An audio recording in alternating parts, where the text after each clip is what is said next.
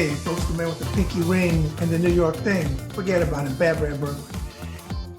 As I always say and always will, it's about moving humanity forward. All right, folks, remember, every act of kindness is a little love we leave behind. Hey, folks, the man with the pinky ring and the New York thing. Forget about it. Bad Brad Berkwitt. And you're watching another episode of the Bad Brad Berkwitt Show on the Ringside Report web TV channel. Now, make sure you follow me on Twitter at BadBradRSR. Again, that's at BadBradRSR. And check out my great writing team on ringsidereport.com. Well, today, folks, I have a very special guest who is yet another gentleman who is moving humanity forward. He is an individual who served for 22 years in the U.S. Army as an aviator and a public affairs officer, including 4 combat tours during Operations Desert Storm and Iraqi Freedom. He is the host of the podcast On Democracy with F.P. Wellman on Calling. As well, he is the co-founder of the Beer Hall Project, a new super PAC dedicated to pushing back against the erasure of January 6th and Republican anti-democratic efforts since. Ladies and gentlemen, please welcome to my show, the one, the only, Fred Wellman. Forget about it. Well, first of all, Fred, good afternoon and welcome to the show. Great to be here, Brad. Thanks. Great to finally connect. Yeah, absolutely. Deb is going to like the fireplace. She likes that type of stonework. Yeah, so there you go. You get a 10 on Room Raiders from Deb. Oh, I can't wait. I got one a while ago. I can't wait. So, been a while. There you go. So as I always tell my guests who come on, I always preface it before we get into the 360 conversation. It's going to cover a lot of ground. If I have something wrong in my notes, and you're a ex-military guy, if I have anything wrong, please say, hey, Brad, it's actually this, because the military, like in you, I like stuff to be factually correct. Okay? You got it. All right. So let's do this. Let's go back to the beginning and start from there. Oh, man. Okay. Yeah, way back. First, there was a big bang. There you go. And then I was created. There you go, brother. It looks like you were born in Kirkwood, Missouri, but grew up in St. Louis. Actually, no, I was born in the beautiful New Brunswick, New Jersey. My parents, my whole family, my mom, especially my dad, all lived in Jersey. Okay. I was born in New Brunswick, and then at about the age of 1, about the same time they finished the Gateway Arch, we moved to St. Louis, a little suburb called Kirkwood, Missouri. Okay, so little suburb called Kirkwood. Okay, good. Yeah. Yep. Okay, so you do have a little New Jersey, and you got a little East Coast. I do. I got a little Jersey. Yeah, okay, I went there every summer. Right. You know, that's my grandfather, my Italian immigrants. They settled there. My grandfather actually helped build LaGuardia Airport. So we're truly the New Jersey types, the construction industry and everything else. Italian immigrants. You know, the whole 9 yards. All right, Tony Soprano. There you go. Exactly. I know my Italian side's across the George Washington Bridge in New York City. There you go. So if you would, St. Louis, first of all, I got to ask you a boxing related question. Were you a fan of the Spinks brothers, Leon and Michael? Because you know they're from St. Louis. I did. Yeah. They were a bit younger than me because I'm old as dirt. So yeah, good. Sure, our local boys make good. So St. Louis has got quite a history, you know. Okay. If you would, for the viewers, talk about growing up in St. Louis. Yeah, it's great. It was Mayberry, right? I grew up in this little suburb called Kirkwood. We actually grew up like little, Kirkwood, everybody calls it St. Louis. It was St. Louis County. And, just a little Mayberry life. My dad was a World War II veteran, Marine, and was working the insurance industry. My mom was a homemaker that ended up being a teacher's assistant right here in the city of St. Louis. She worked at inner city schools from the time I was in kindergarten. So, I mean, I walked to school those first few years and then went right through what's called the Kirkwood school system, Kirkwood High School. There's a joke here in Missouri that, at St. Louis, everybody asks, well, what high school did you go to? It's like anybody you meet from St. Louis, you have to know what high school they went to. So I went to Kirkwood. And, and I was raised with, like I said, my dad was a World War II vet. His dad was a vet of World War I. Both my parents lost uncles in service. My mom's was an Air Force bomber pilot. My dad was killed in Korea as a Marine. So there was a military element to our family growing up that I was obsessed with. My older brother had actually dabbled with Marine Corps ROTC. And then I ended up applying to the United States Military Academy out of Kirkwood High School. And damnedest thing, they let me in. I still can't figure it out, but I got into West Point somehow. And I left Kirkwood behind, and I've been away for many years. I actually just recently returned back to St. Louis about 9 months ago because of my family, my girlfriend's here, so I'm back in St. Louis again. Okay, and it looks like you alluded to the military academy. It looks like you graduated in '87. I did. May of Oh, '87. I was commissioned as an Army aviator. I was, at West Point. I muddled my way through the military academy. I wasn't a stellar student. I'm very proud. I did graduate in the top 2/3 of my class. So, 600 out of 900, whatever. But I graduated, and because I didn't study a lot, my eyes didn't go bad back then. So I was able to get myself an aviation slot. Went to flight school at Fort Rucker after graduation. okay. Where were you first stationed out of all your school? So I went right to schoolhouse. I got stationed. I decided to be a scout helicopter pilot. So I went and got my scout certification right there at Rucker. And I volunteered to actually do my first tour in Korea. I knew the flying was good. There was a great, the way it works in aviation, it takes you a while to progress through the ranks, be able to fly solo and all that kind of stuff. And I knew from talking to my buds that Korea, I think it was faster in Korea because they had 1 year, right? So I volunteered and I served my very first tour, what had been the 309th Attack Helicopter Battalion, right there in Camp Page in Chuncheon. If you're familiar with the peninsula, Chuncheon's right there in the middle. It's a college town in the country. It's gorgeous, incredibly beautiful region. I actually had the opportunity to fly along the DMZ. I actually had what they call quarter qualify, which I was actually fly into the DMZ. It's a whole certification. So just a terrific first flying experience right out of flight school. Okay. Well, we share something right out the gate. In 2002, I'm retired Navy. I was stationed at Young Sun Army Base in Sussland. Beautiful. So here's the question. 20 years later, which is 2022, I still have suits and stuff that I had made. Do you have anything from when you were stationed there? Yeah, mess dress. I got mess dress. You gotta get the Army's dress uniforms, like a tuxedo. I got myself a mess dress there, even as a young lieutenant. So everybody said you had to get stuff made there, but it was a very cool experience. And this is '88. It was during the Olympics, so it was really a cool time to be there. It's a different time in our history, but I really just truly treasured that experience. Okay, and it looks like you did something similar to what I did. You changed fields in your career. You like you say, you're a helicopter pilot, but then you went into being a public affairs officer. Is that correct? Much later, yeah, actually much later. So I had two military careers. I did the aviation thing. I left Korea, went to Fort Stewart, actually Hunter Army Airfield up in Savannah. Got myself another scout helicopter platoon, and then I got a third scout helicopter platoon because you do that back in the day. We were lieutenants forever. And my third scout helicopter platoon was with the Apache Battalion for the 24th ID. And so I did Desert Storm with the Apaches, 124 attack. We actually fired the last shots at Desert Storm, is our sort of claim to fame. We fought the last battle of Desert Storm. And then I went on from there, did a bunch of staff assignments, went to Ranger schools, a young captain, unusual as a captain. I think I was the second oldest guy in my class. Was an overachiever. And did Ranger school in 93. Yeah. And then went to Fort Campbell. Had some tragedy befall me. I lost my first wife in a car accident. I was the operations officer and the commander for an Apache battalion again then. And so I got reassigned to Hawaii, where I had a company command with Cobras. Actually, I still had the H-1 Cobras back then. In 1998, we had Cobras, or 95. And so I commanded there, flying scouts in Hawaii, which is a spectacular, another great flying experience, right? Flying helicopters in Hawaii I'm not sure there's anything like it in the world. And after that, I got stationed at Third Army in Atlanta with General Franks. I was actually General Franks' special assistant. I wrote all the speeches and stuff. So that was, at that point, it's 1999, 2000. Things were a little crazy. Politics was crazy. I was, Mr. Clinton had been struggling a little bit with his debacles. So I actually resigned my active duty commission and stayed there in Atlanta, got a civilian job, even ran for office, local office, mayor of a small town, joined the reserves at Forces Command Headquarters there, which was at the time was the big headquarters for stateside military units. And then 9/11 hit. And so I actually, because I've been running for mayor all summer, I hadn't done my 2-week annual training, right? And so the first bill they called when there's emergencies, people haven't done their AT yet. So I actually got called on 9/11 that night, about 11 o'clock. I had reached out. They told us, I reached out to my boss and, hey, I know I haven't done AT, so, call me. And I volunteered. I said, well, bring me back. So I ended up serving as a reservist for a brief time there in Atlanta. And then I volunteered to go back regular Army. So I kind of had two separate careers in a lot of ways. I got out of 13 years, did reserves for a year. And then when 9/11 hit, I went back active duty. So I ended up back at Fort Campbell, the 101st Airborne. And that was my last flying assignment. They put me in Blackhawks. I was a UH-60 Blackhawk guy.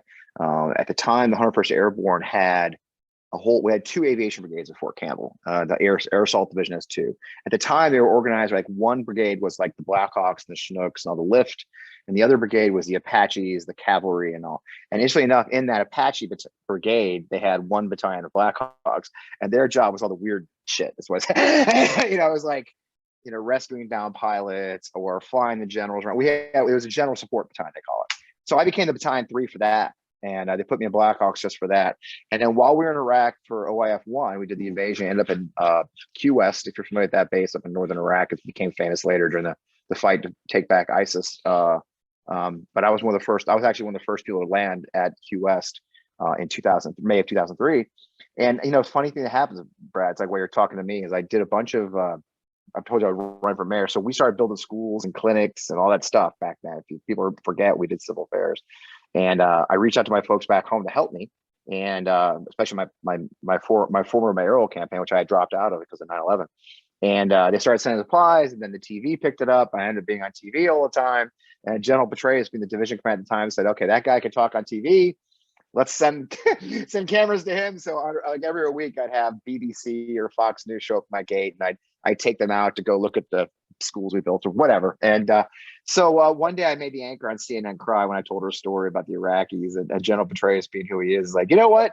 You should be a public affairs officer." I'm like, okay, it sounds like a usable job skill. The thing about flying helicopters is great, but you and I both know it's not really a usable job skill in the outside world. There's very few helicopter jobs in the real world. So when I got it the first time, I ended up being a project management guy. I was a consultant. And so when he said, "Hey, we're going to make you a PAO," I was like, well, that sounds like a really good skill. And I also knew they tend to send people to get graduate degrees, which is one of my goals.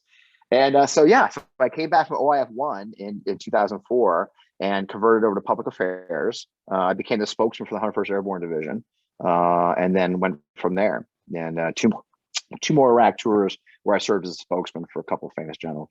Okay. With all that said, a couple of talking points came to me. One, a fun question. So how realistic was Airwolf with Jan Michael Vincent? Not, but great show, right? I mean, I was obsessed. And it's funny, I always wanted to be a pilot and growing up because of that, right? That kind of stuff. And I grew up in St. Louis, and I used to see the fighter jets flying out.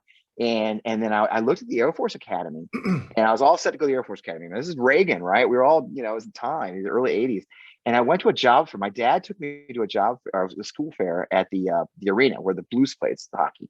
And the Air Force guys, not to be indelicate, were really jerks, right? I mean, they had cadets there, and they were mobbed by people. Everyone wanted to be a fighter jet, right? And I'm like, okay. And over this corner, this is a true story. Over the corner was like this table with two dudes at it, and that was West Point, Army, right? And my dad's like, West Point's pretty good school. You should check it out. It's true. And my dad was a Marine, and I went over, and there's like, yeah, you can major whatever you want. You can do whatever you want. We have 600 boats, for God's sake. I'm like, oh, okay. And, I'm like, all right. So I applied to West Point instead of the Air Force, and damn if I didn't get in. And as I progressed in my career, like I said, there was the opportunity to fly. The Army has as many aircraft as the Air Force. So I'm one of in many ways, Forrest Gump was my model in life, because I just kind of stumbled my way through to moment, but yeah, next, I end up in a seat of a helicopter in the front lines of combat, fighting last, it's seeing the world, having whales jump in front of my aircraft at night under night vision goggles. Right. And, truly just, So yeah, I did grow up in Airwolf and all those shows, and, and trust me, flying OH-58 Charlies in 1998 was nothing like that, I assure you. It's like, So let me ask you this: was there a helicopter? Because during the war, I worked for the courier service. I'd fly in-country missions, delivering classified material. Yep. Was there an Army helicopter, a CH-53? Am I right? Was that what it's? Marines. Is that Marine? Okay, Marine. Marines fly 50. Yeah, Marine, I think Navy too, but the Marines fly the CH. Big giant. That's actually the largest single rotor helicopter there is. Okay, so let me ask you this: did you ever land on any Navy ships where because with the helicopter, I know you know this, you would come in from this way, you'd come in sideways and then land and then chalk down. Yeah, we did training with the Navy quite a bit. I don't think I actually flew it, but we did quite a bit of training with the Navy, especially in the 24th ID. We were down there on the coast. So, and then Hawaii, we did a ton of Navy training, trying to cross pollinate with the Navy because they were there. I mean, there's the great thing about Hawaii, everybody's in Hawaii. So we did a lot of Navy partnerships and stuff. And, but yeah, it's a different kind of flying, and flying over ocean is crazy. I mean, in Hawaii, we flew night vision goggles. Now you think about it, you fly over the ocean. If you think about the ocean at night, a 1 foot wave looks like a 6 foot wave under night vision goggles, right? And so it's incredibly challenging flying night vision goggles between the islands and stuff. So we use radar altimeters, and again, old school 1998 technology. My Cobras had radar altimeters. My 58s didn't. You can't fix that anyway. And so we would literally descend. They would say, "Okay, we're at 150 feet. Hold this level," and that's how we flew. They had to tell us how high we were under night vision goggles. And you're flying between islands, and all you can see is lights in the distance. It's quite a dynamic environment. Yeah, no doubt. I believe the term is sucking the seat up your butt, because there was a couple of moments, and then the same way in the desert with night vision goggles. I mean, the pitch black desert storm. I almost lost it one night when we had total blackout conditions. So it's an interesting business. Okay. One other question I want to ask you while we're talking about our military service. Sure. When you hear, and I don't pull no punches. If you see any of my shows, I don't pull no punches. I'm aware. When you hear, I'm known for that myself. There you go. When you hear a moron like Marjorie Taylor Greene attack the military about how she wouldn't let, I can't remember the exact quote, but maybe it was her throw kids your life not, away. She wouldn't let one of her kids throw their there life you away go. in That's today's, the quote. in today's military. There Yes. you go. Which is so insulting, because to be honest with you, I don't pick on underage kids, but I would question how her kids are going to grow up to be having a mother like that. But Yeah. what would you say to the young man or woman thinking about delayed entry program, 17 going in or 18 coming in the military today? What would you say? Look, I'm so completely biased this. My father is a War II vet. I traced our family history. Our family history goes to 1640 in Massachusetts. People in my father's line of the family have served in every American war, just about everyone from the founding, to include the French and Indian War, where one of our ancestors was actually impressed in the British Army as they marched through on their way to Canada. I have a Minuteman from the Mansfield Militia in Mansfield, Massachusetts. He actually answered the Lexington alarm, and then served with Washington through Valley Forge. He actually Trenton. One of my ancestors was at Trenton, right? And so family service goes through our lives. My dad served World War II. I served a couple damn wars, 22 years total. My son served at Fort Bragg. He was on the SWAT team at Fort Bragg. My son-in-law still serves as an Army officer, as an Army sergeant. And so I see the benefits. It's a very difficult time, but again, that's just a perfect example of the politicization that we've seen in the last 6 to 7 years that is undermining good order and discipline in the military. I was literally just talking to a friend of mine, Rachel Vindman, whose of course husband is Alex Vindman. And the book Mark Esper just put out, where the former SecDef's talking about Alex, he spends 10 pages talking about one lieutenant colonel. I mean, Jesus Christ. So it is a tough time to serve, but service is still noble. Service is still an act of patriotism like nothing else.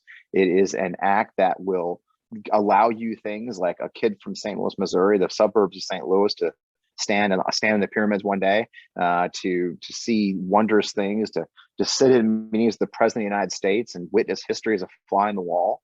The moments I was able to experience in my 22 years in uniform are immeasurable compared to what a lot of my peers my same age has, and it's not lost on me.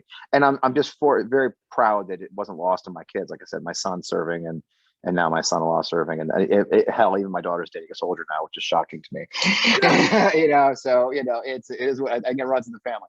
But I married my ex-wife's a brat, military brat. So it is a family of service. So I was offended. I was just as offended when I was on an airplane in 2020, when Labor Day 2020, when the story came out about Trump calling us losers and suckers, and that story, and that was I was just aghast. There's just this vein of the far right now that has taken military service and made it a very political act. Okay, I want to read something when we go into the next part of the conversation. Sure. And I want you to know that I'm not the type of guy. I'm not I got you or a sensationalist, but I want to read this for the course, because I always like to add clarity before I go into an area that may be tough. So we know you put out a tweet about Steve Schmidt. I know Steve is associated with you. There's stuff going on with Steve. I'm not going to go into all of that. I'm not taking sides. I don't know the whole story. All I can say is Fred has been asked several times. He put a long thread of tweets. So you go there and you read it and you make your own conclusions. But what I want to ask you is, you joined the Lincoln Project if my notes are correct, as an executive director senior advisor. Is that correct? Okay. I was hired initially as a senior advisor for Veterans Affairs. Okay. In August of 2020. Okay. And what were some of the projects you worked on with them? So Steve reached out to me and said, "Hey, look, I want you to come work for us. We have recognized, the Lincoln Project recognized that the way to defeat Trump was to peel off 3, 4, 5% of Republican voters that had voted for him previously. And we created certain pillars to address that. Women, suburban women specifically, evangelicals was a pillar of ours, Latino voters was a pillar of ours. And then they wanted to create a military and veterans pillar, which is a pretty bold move considering we're known for being conservative type folks normally, right?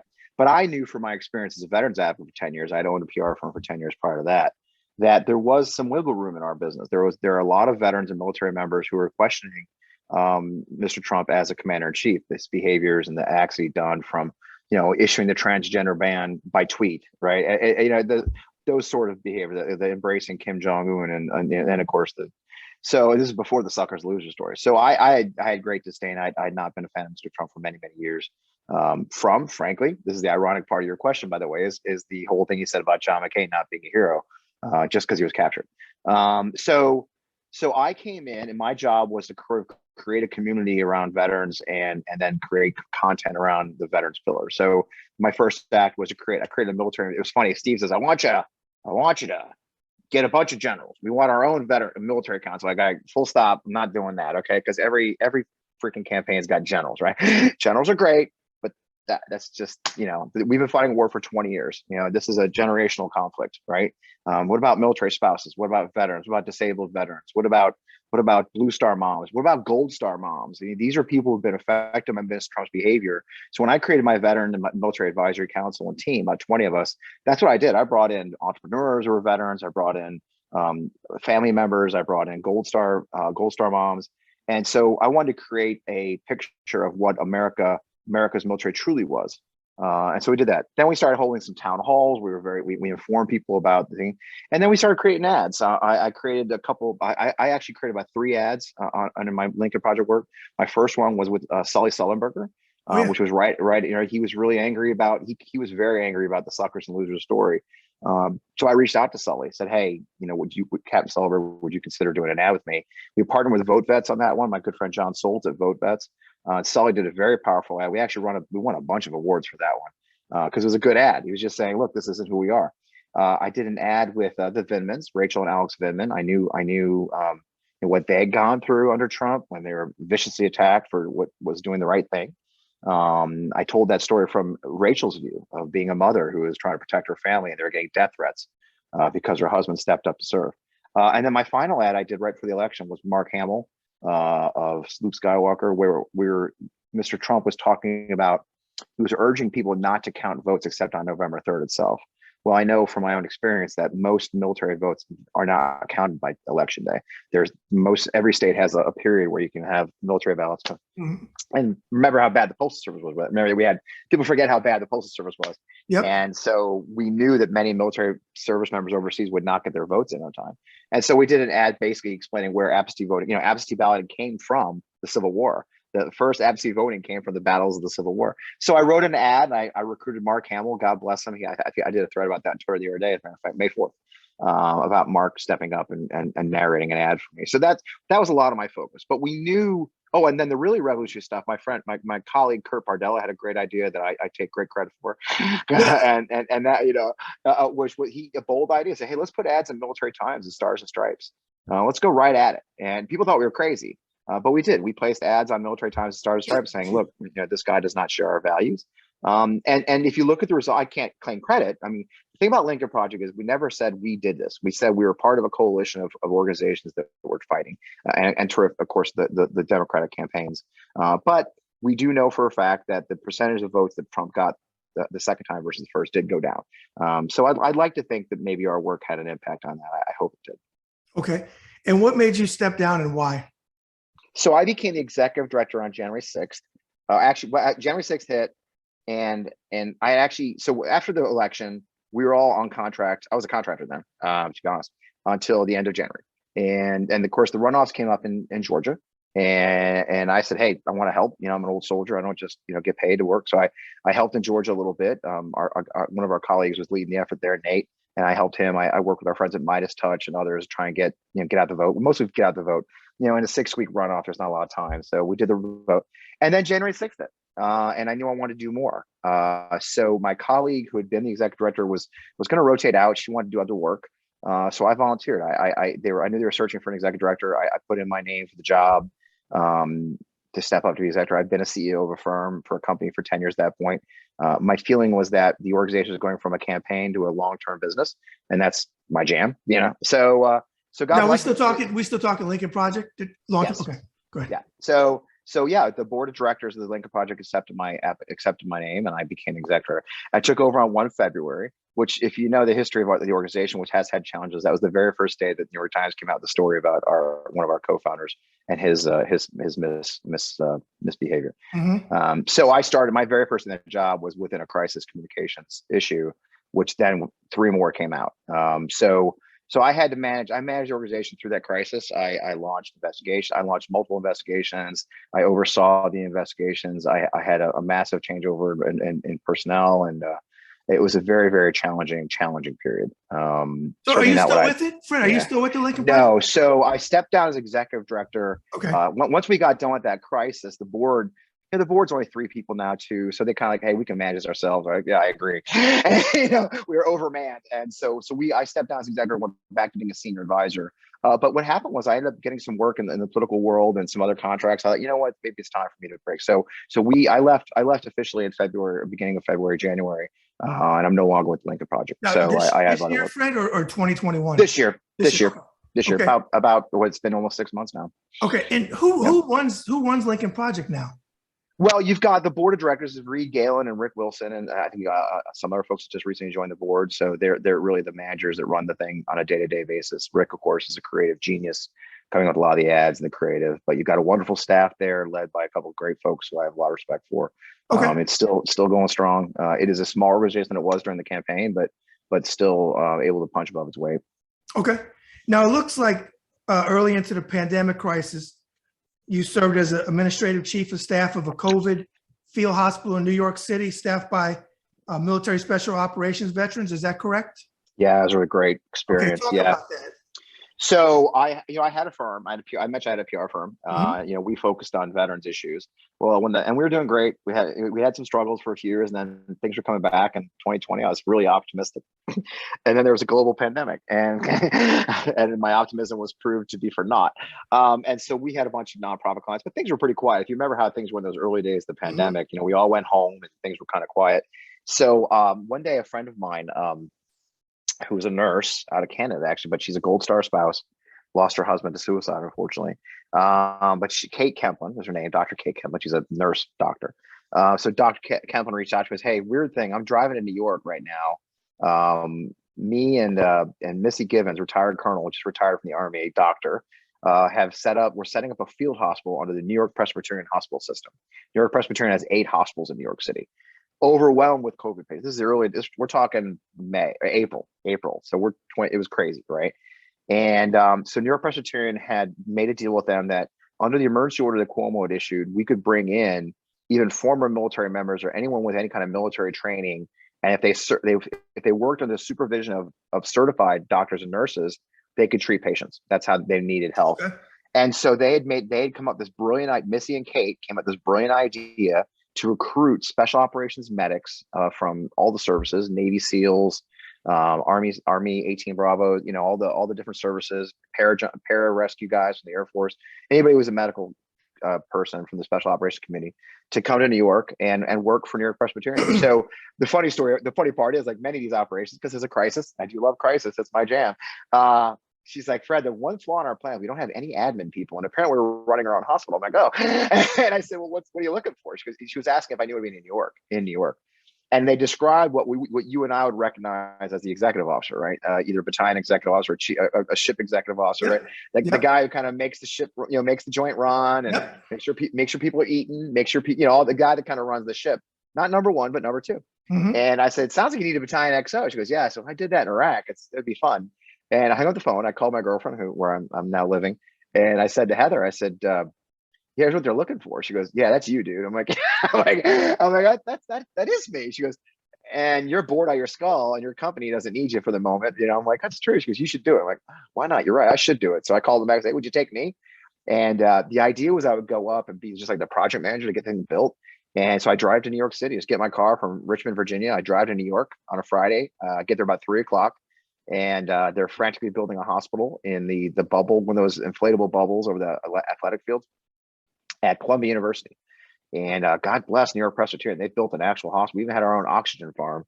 And I got there at 3, and by 9, I was the chief of staff of the hospital. Have I ever run a hospital? Well, no. I figured, how hard can it be? As it turns out, it's actually pretty hard.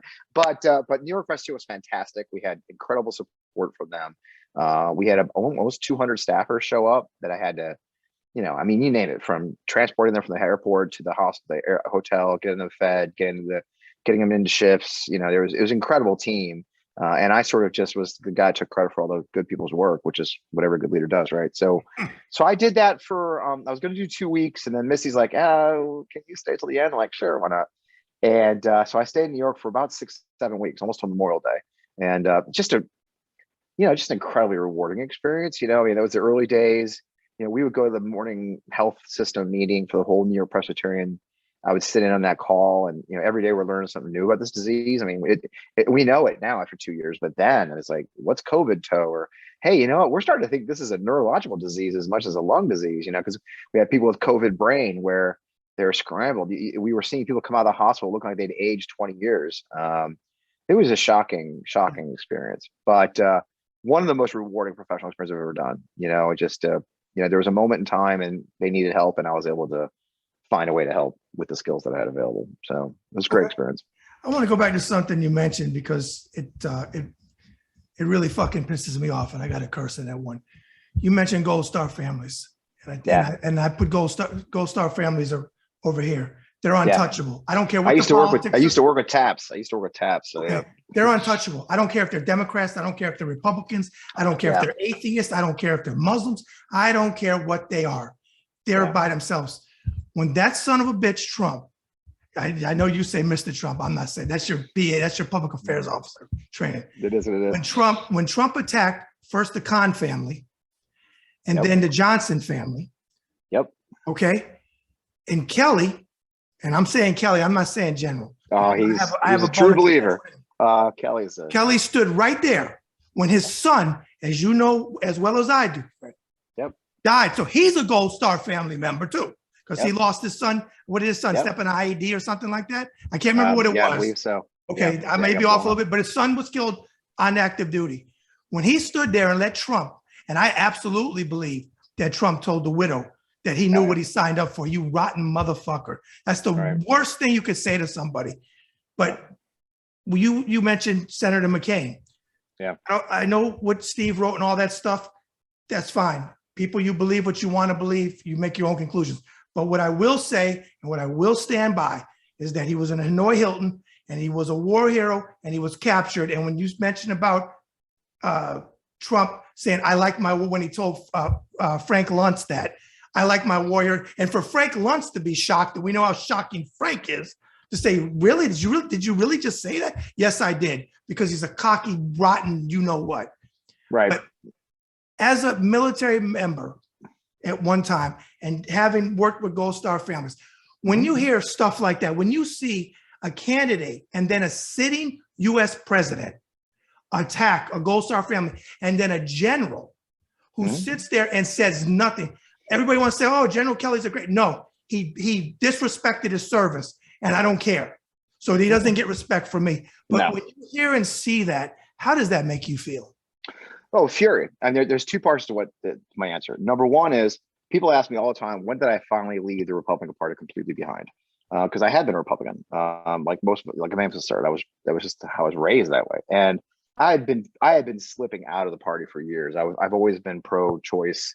I've never given a damn who you marry. That's your damn business, So, when my first wife was killed in a car accident, let me tell you something. Her gay cousins were wrapped their arms around me and took care of me when no one else would talk to me, because being a widower at 29 is not easy, but you know, they were very, very kind to me. And so I've never been a very good conservative, certainly not a social conservative. So when he said that, you know, I like my heroes that weren't captured, I was shocked. And for me, it was such a monstrous thing to say. I mean, again, we could disagree on politics about Mr. McCain. You could disagree with Steve told me that story literally after the campaign, because I met Steve before the McCain campaign. And I remember having a beer with him in DC and hearing that story. So I've heard these stories before. Now, having said that, it doesn't change Mr. Senator McCain's service. Now, I'll tell you honestly though, Brad, what upset me, and this is going to be a little controversial, is not so much that look, Trump is Trump. You know, he's been a shit fucking forever, right? He tried to get homeless veterans kicked off the streets. Mm-hmm. You know, he got rid of the vendors that were veterans. He's always hated us. Okay, he's always looked down on us. He's of that generation. Only the losers went to Vietnam. Now, what got me though, to be honest, the final straw for the Republican Party for me was the reaction to it. Yes. So few in the party pushed back. A couple of opponents did, but lightly. But what shocked me more, and this, to be very candid with you, is amongst our peers as veterans, I know you've gotten your ass kicked online for being a progressive veteran. Yeah, I get my ass kicked all the time. But what shocked me was seeing other veterans go, well, you know, McCain is kind of a shithead, so I think he's right. It was just like, yes. And that's why I said, holy shit, I have no place in this party. You understand? I said, you know, clearly the reaction to what Trump, this reaction should have been, if any other candidate in the history of the damn United States will be over, Fred. had ever said that, right, over. I mean, Jesus Christ, what was it? John Edwards and his thing, or you know, Gary the Hart guy from Vermont, Gary Hart, Gary, or the guy from Vermont who said, "Wah!" got kicked out. Howard Dean. Howard Dean. This fucking guy said, "Oh, I don't like people got captured." Holy shit. So not only was he not kicked out, not was his campaign dead end, he got support. My God, Brad. What, 4 months later, he was the guest of honor at Rolling Thunder. In DC. They set up 2015 Rolling Thunder at the end of Rolling Thunder, which honors POWs and MIAs. Oh, I know Nancy Sinatra worked Thunder.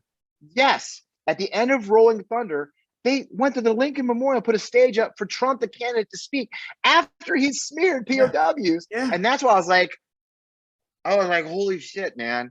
I don't fit here anymore. You see what I'm saying? And so that was a seminal moment in my transition as a political activist, was not so much Trump. Trump is Trump. He's just a shit.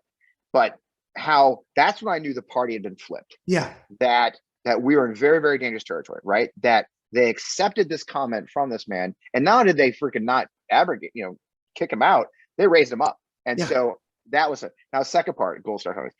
I'm the guy that actually exposed where Trump. So if you remember correctly, during the campaign when Trump got COVID, remember COVID, he said something really weird. He said, I can't help it. These military and the police, they hug me and they love me and they get me sick. We all knew he got sick from the super spreader event for Amy Coney Barrett. So what was going on was nobody in the media knew what they were talking about. And I remember this. I was in Utah. I was in Park City, Utah. We gathered in Park City, Utah prior to the election. And I remember sitting there and I'm on Facebook. I remember I told you I was a veterans advocate. And I have a lot of friends who are Gold Star parents and Gold Star family members, right? And one of my Gold Star friends had pictures from the White House, a ceremony with Trump and Melania Trump at the White House the day after the Amy Coney Barrett thing. And so I went into the White House, I went into the White House official photo page for Mrs. Trump and found all the photos of this Gold Star event. They had barely publicized it. I remember. And the MC of that event was a retired cop. So that's what he was talking about when he said police and military hugged me and loved me. By the way, when I did my research, we discovered they weren't allowed to touch him. No one hugged and kissed him. They weren't allowed to because of COVID. He made that whole fucking thing up. Of course. So I blew that out on Twitter. And then luckily, because the 200 million people follow Lincoln Project, it got pretty big. I ended up on TV because I was the one that unpacked the fact that he was blaming military Gold Star families for giving him COVID. And you probably got hardly any coverage, right? None. Well, CNN had me on, to be their credit. I mean, it was crazy then, but actually I was on CNN because of that. But I mean, there was some mainstream cover. I'm not a totally anti-media, but it was, but again, so I have a special disdain for Trump and I have a special disdain for his allies. I mean, again, it's like Esper and Mattis. I mean, look, I'm not giving any of these guys a break. Okay, they were true believers. They joined. Something I just tweeted right before you and I went on the air here is, Mark Esper. Everybody's asking Mark Esper about the end. Oh, I knew when I resigned, but nobody ever asked him. Look, Mark Esper became Secretary of the Army in November of 2017. That is 6 months after the transgender ban was issued by Tweet. Right. That's after the Kim Jong-un love letters. That's after, you see what I'm saying? So Mark Esper joined the administration knowing who Trump was. Right? And everyone wants to act, oh, well, he's seen the light now. No, fuck that. No, he's selling a book. No, you were a real believer. You joined. You knew what a disgusting man this was. You knew the disdain he had for our service, and you joined the administration. So all this fucking rewriting history bullshit, so I want people to ask the question, well, why'd you join? Why'd you join? It's great that you thought you were saving the nation from the evils of Trump. But the fact is, before you signed up, you knew he was evil. Yeah. Why'd you do that? Okay. Yeah. And so that's why I get very angry with this history writing. Mattis too. I'm sorry. Mattis knew he was getting into. I'm sorry. And he did too. And so did Kelly. And H.R. McMaster, I'll give a little wiggle room to, because he was actually active lieutenant general when he joined. But I'm sorry, I don't have a lot of sympathy for these guys who joined that administration. They're acting like, oh, I had no idea what I was getting into. Fuck bullshit. You knew exactly what you were getting into. And you joined anyway. That's a long rant. I apologize. That's okay. I want to read something first, and then we'll talk about it. And I want to get your opinion on this. You're the co-founder of the Beer Hall Project. Yep. Okay. Which is a new super PAC dedicated pushing back against the erasure of January 6th and Republican anti-democratic efforts. Now, before I ask you about that, I want to see where you stand. I don't know if you've seen any of my videos, but this is where I stand on January 6th. And I don't care who doesn't like it. I'm not backing off of it. As somebody, you see my shadow box that did 20 years and 28 days during the Gulf War, in country, in and out country, and the Iraq War. I was at the Pentagon working for the chairman of Joint Chiefs of Staff. If you were a veteran or if you were retired military and you went there on the big fucking lie, which is a huge lie, that the election was stolen because Trump told you. Yep. For me, if you're a veteran, you lose your benefits. If you were a retiree, and including Flynn, who didn't go there, but he helped spin him up. If you're a military, I would like to see you brought back for a court-martial, lose your fucking rank. And both the veterans, based on the crime that they committed, because some did worse crimes than others, and the military people. I know cops were there too, but I'm talking about veterans because I'm one. Yep. For me, you lose your benefits because you're a fucking traitor to this country. And if you're active duty, you lose your retirement, you go to prison, and when you get out, you have no more motherfucking benefits. You figure your way out. I don't care if you got PTSD. I don't care if you got one arm. I don't care if you got 3 toes like supposedly Marjorie Taylor Greene has. You went there as a fucking traitor on a lie. Yep. That's how I feel. Yep. How do you feel? Yep. Not far from that. My anger is immeasurable there as well. Again, it's shocking to me how much, something like 10% or more of the charged people who participated in January 6th, insurrectionists, are military veterans or active in the military. My God, there was an active duty Marine Corps major, a field grade officer, yanked a cop off the door and held the door open for the insurrectionists. He actually assaulted a cop to let the other insurrectionists. How do you square being a field grade officer in the United States Marine Corps with grabbing a Capitol policeman, defending the Capitol, and throwing him to the floor? It's just so yeah, I couldn't agree more in this. I mean, there's degrees. Obviously, there are assholes who just went to the protest and they're out, but there are real. Oh no, I'm talking about one, not the protest. And there's a lot that went in for it. That went in. Yeah, 100%. And it's a seditionist. You're a seditionist. You have no right to call yourself a veteran. Look, I served during the global war on terror. Okay, I did 11 years. I got PTSD. I've been very open about my PTSD. I lost 2 men in Desert Storm. I lost a quarter of my platoon in Desert Storm. I lost my first wife to a car accident. She was pregnant. I lost a child. I had some pretty good PTSD by the time I got treated in 2018. And I don't hide from that. And I made a lot of mistakes, a lot of stupid shit because of it. But having said all that, if I saw soldier after soldier, who really had PTSD, self-medicate with weed or, alcohol or whatever, and get booted the fuck out of the military and get no benefits, dishonorable discharge. They're not even veterans in the eyes of the nation. and they'd gone to war for us, and they came home broken, and they smoked freaking weed and pissed hot, and we booted these kids to the freaking ground, just booted them to the freaking ground, and they're not even considered veterans. And then I see fucking assholes like this major and these other vets, this guy Mastriano is actually running for governor of Pennsylvania, who actively assaulted our government, who tried to overthrow Congress, or at least stop Congress from certifying the election. And they're skating the fuck through with hardly, my God, dude, the National Guard, was it Wisconsin? The kid got arrested for participating in and got convicted, and they kept him in the National Guard. Yeah. They let him train. They kept giving him a fucking gun. There's a kid at the Citadel, the South Carolina Military Academy, who participated. There's pictures of him on the freaking wall in Congress, and he's still at the Citadel.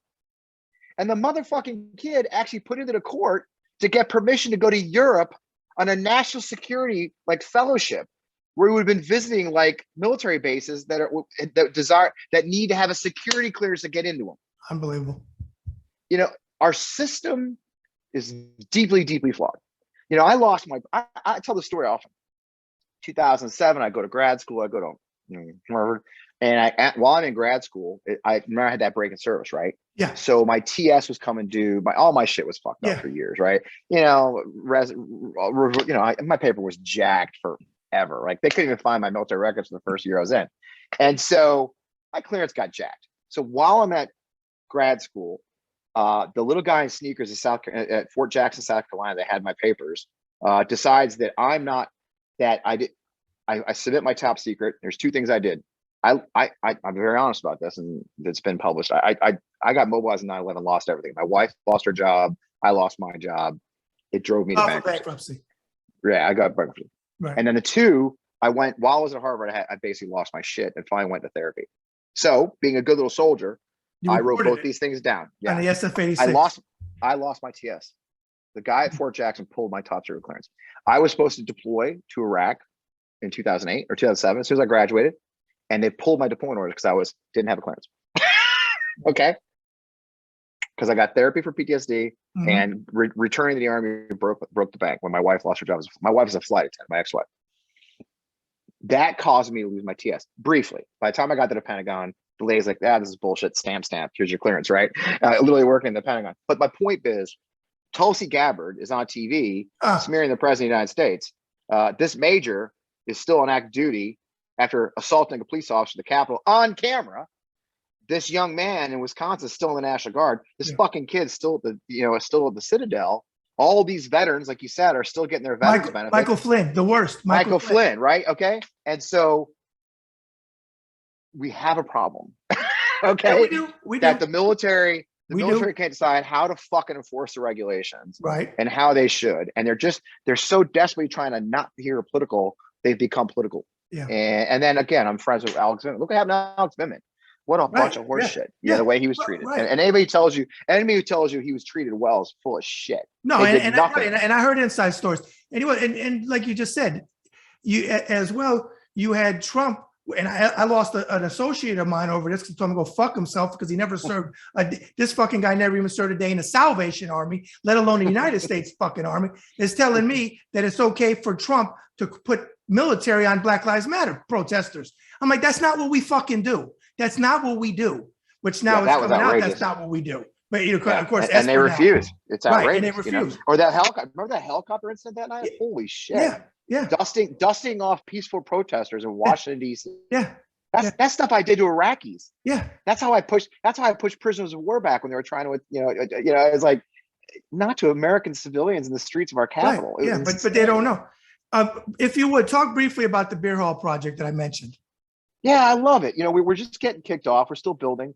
My colleague Cyrus and I saw that, the Republicans and their allies are desperately trying to rewrite, history and get us to forget January 6th and move on. But here's the thing. You ever heard Godwin's Law? We're not supposed to talk about Hitler, right? Yeah, the internet, yeah. But what I saw on January 6th very clearly was not, a lot of people said, well, it's the culmination of Trump. No, what I saw was the beer hall putsch in 1923. And if you know the history of the beer hall putsch, the Munich putsch, Hitler and his Nazis were trying to emulate what Mussolini done in Italy. Yes. They seized the beer hall, the Burger Brauhof, in Munich, where the triumvirate that ruled Bavaria was meeting, and seized those gentlemen, and in an attempt to turn them on their side, seize Bavaria as a state, and then march with those troops and police in Bavaria to Berlin and take the government. Similar to what Mussolini did, although it is here it is.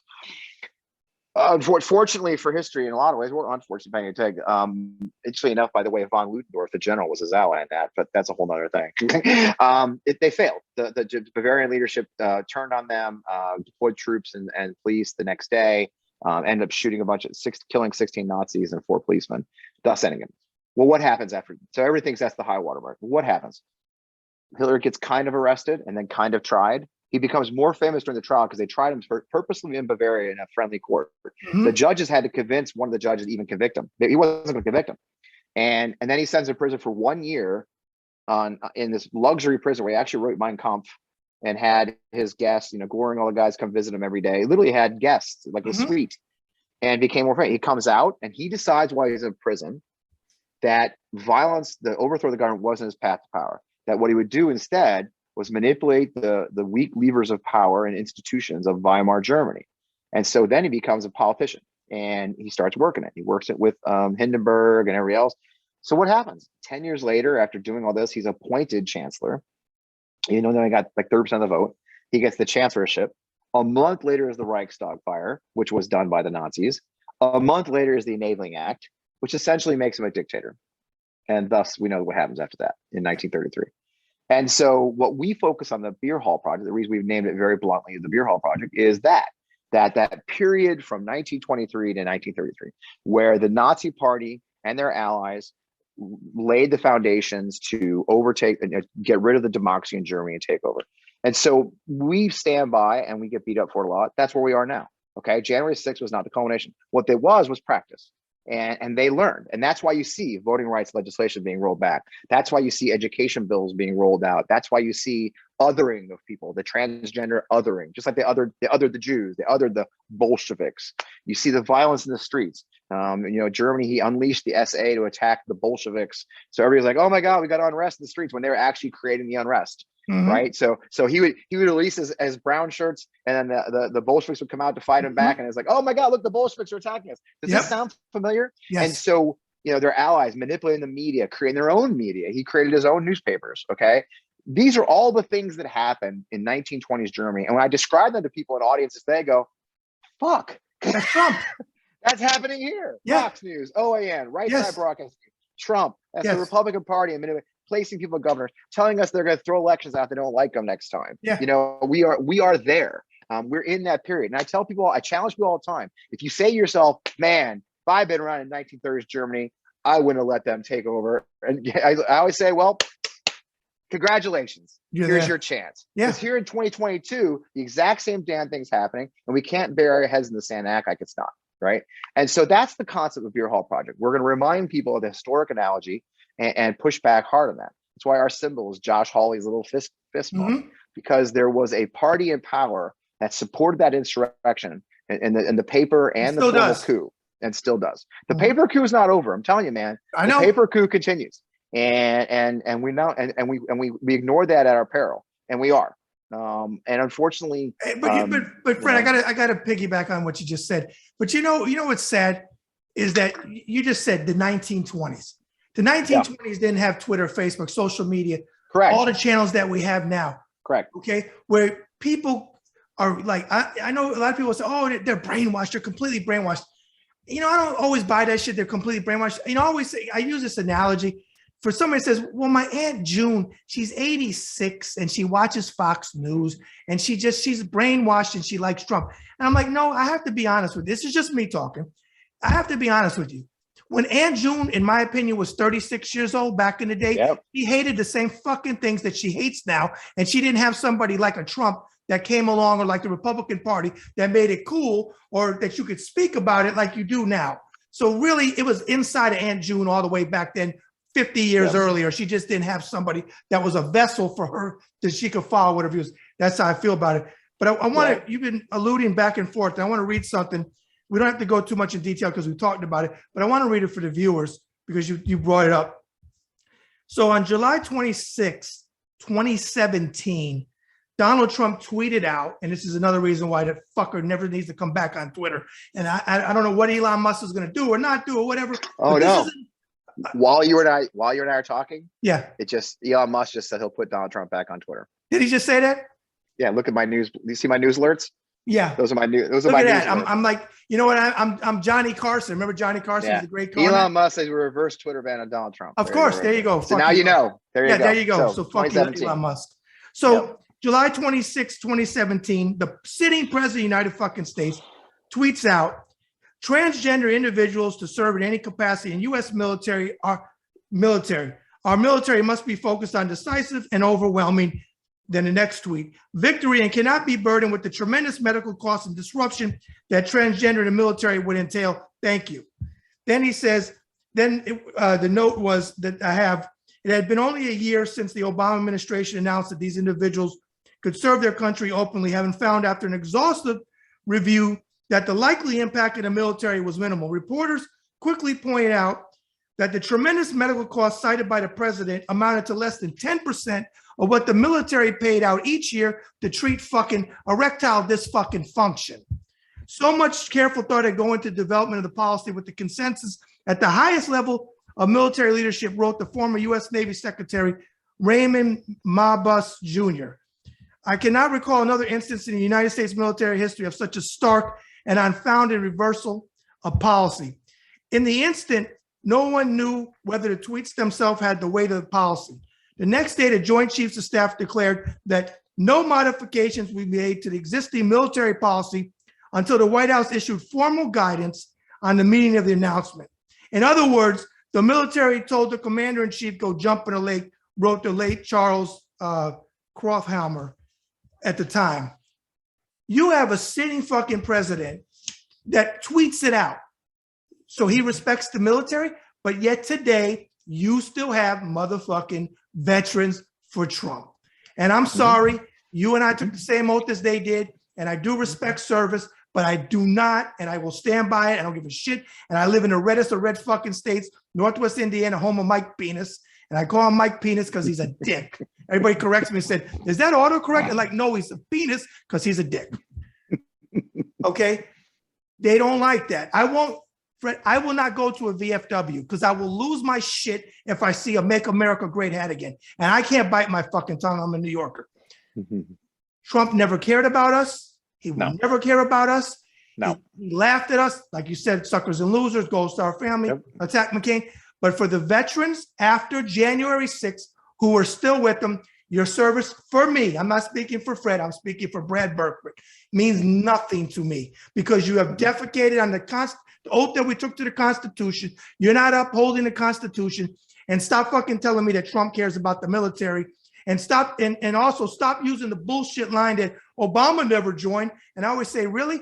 President Obama was born in 1961. The fucking draft ended in 1973. And he was 18 years old in 1979 when he signed up for selective service like we did. Our generation signed up for fucking selective service because we were too young. But Donald fucking Trump could have got drafted, but got 5 fucking deferments, but he can't tell you which foot the bone spurs are in, which are pretty painful from every doctor I've talked to. They say, if you got bone spurs, you know what fucking foot they're in, but this asshole can't tell you. Okay. I wanted to put that out because we touched on that. Go ahead. The thing about that too, what bothered me about that too was the idea that you would issue orders by tweet. And then he lied. He had not talked to you in general. Yes. Total lie.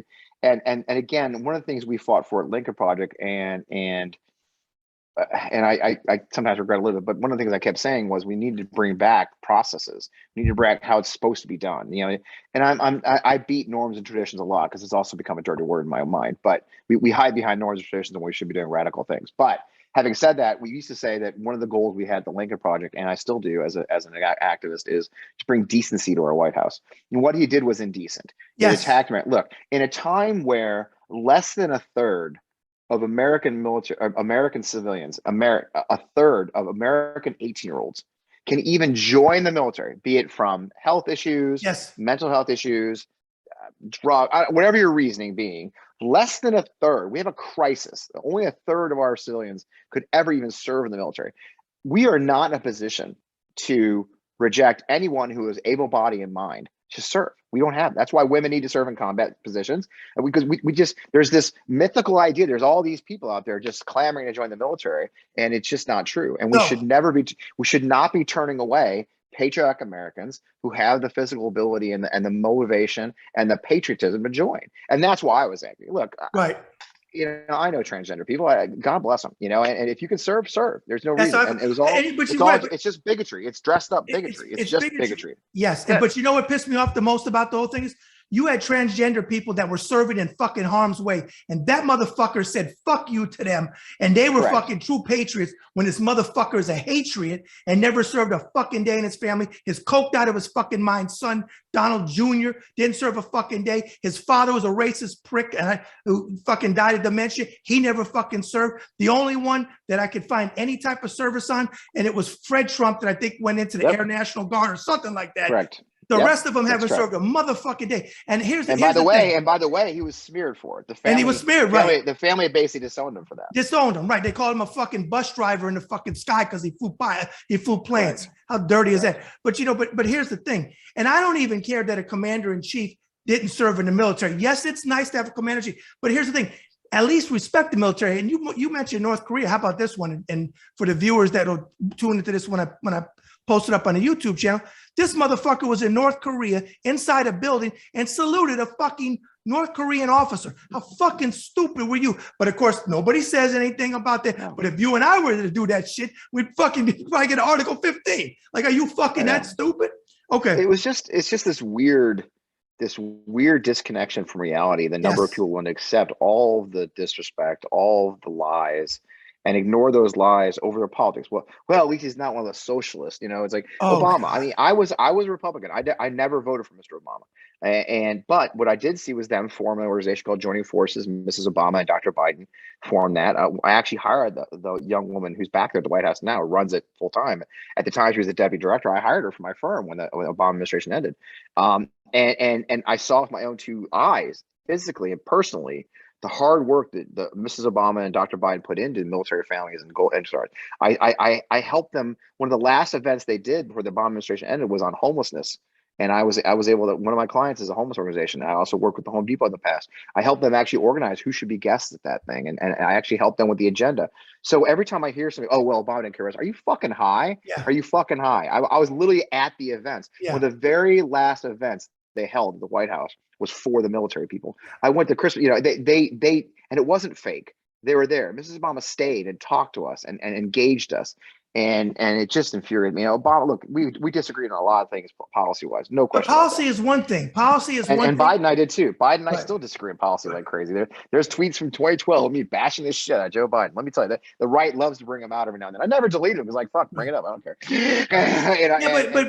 But in fairness to you, policy is one thing. Right. Good versus fucking evil is another thing. And that's my fucking problem. And I get hit from the left. I always tell the left this, and I mean it. You can dislike every Republican president since the fucking first Republican president. But what I will say, and I will stand by it. I don't care if you thought George Bush Jr. was goofy, whatever you thought. If you thought, hey, he was the Matrix because he dodged that fucking shoe, whatever you think. But this is the thing that I will say, and I will stand by it. They never, for me, and I served under four of them, Reagan, Papa Bush, Clinton, and Bush Jr. when I retired. They never, with me, disrespected us from the fucking most powerful bully pulpit in the world. Every fucking day, Trump went in front of the bully pulpit, whether it was talking stupid shit about the military or shoving a light up your ass and drinking bleach or any dumb shit that he said, turning to Dr. Fauci and saying, you're becoming a bigger star than me because he's such a fucking narcissist. And you know what? I do want to say two more things before we segue into the second half of the conversation, which is fun, random stuff. Is you worked in New York, and this fucking really pisses me off, and it's because of motherfucking Trump. And the Republican Party stood behind him so they can go fuck themselves too. You know better than me because you've been in this arena, Fred. Nobody knew, for the most part, who in the hell Dr. Fauci was. He's apolitical. Right. I can't even tell you what fucking party he belongs to. Yep. All I know is that science is science. You could disagree with things. That's fine. This is America. You got the right to fucking do that. But what you don't have the right to do is take a man that put his fucking career out there and attack his fucking wife. I'm sorry. Attack his wife. I don't want to curse before I say that part. Attack his wife. He's got to have fucking security because a motherfucker like Trump, who hasn't done shit for anybody ever. Unleashing their hordes. Unleashing their hordes. That's what they did to the business. Exactly. They unleash and they know they're doing it. You know, Donald Trump Jr. knows what he's doing every time he does this. Exactly. Their right wing allies know what they're doing. They're unleashing their hordes on us. You know, it's their thing. I've been attacked by those hordes many times. At this point, I don't give a shit. Right. But I had to like drop off the internet because I was getting death threats. I mean, it's just absolutely ridiculous. You know, and so it's disgusting. And they're elected officials. But you know what's funny? Correct. They always call the Democrats, because to be honest with you, I was a Democrat, then I became a Republican, and now when they put Trump up, I became an independent, and that's where I'm staying. And I try to stay. I'm pretty much down the middle. I'm liberal on social issues. I'm a little bit more conservative on fiscal, even though the left tells me you can't be. You can be whatever the fuck I want. It's America. But the thing is, you've never seen a sitting president. One last one that fucking really pisses me off is Helsinki. I said, you can talk all the shit you want. And they laugh at this point, but I really do mean it. When he sat there with Putin, who no Republican president ever fucking said they're not someone to be concerned with Russia. And he said, well, I believe him. But I think Dan Coates was the DNI or wherever the fuck he was at the time, sitting there. I know his jaw dropped. They didn't have a camera on him, but I heard fucking stories about the people in the first row from media guys I know that were like, they should have gassed up Air Force One, left his fat loaded ass over in fucking Helsinki, made him swim back. And I don't know if they could 25th Amendment him on that, but they should have removed him. And as much as I fucking despise Mike Penis, he should have been the fucking president, because that was fucking treason, and it doesn't matter. It was all about power. It's about being in power. It's about being close to power. Yes. It's about the payoff when you leave power. You know, it's about getting the big jobs, it's getting the boards. Look, you know, Mattis left SecDef, went right back to General Dynamics board.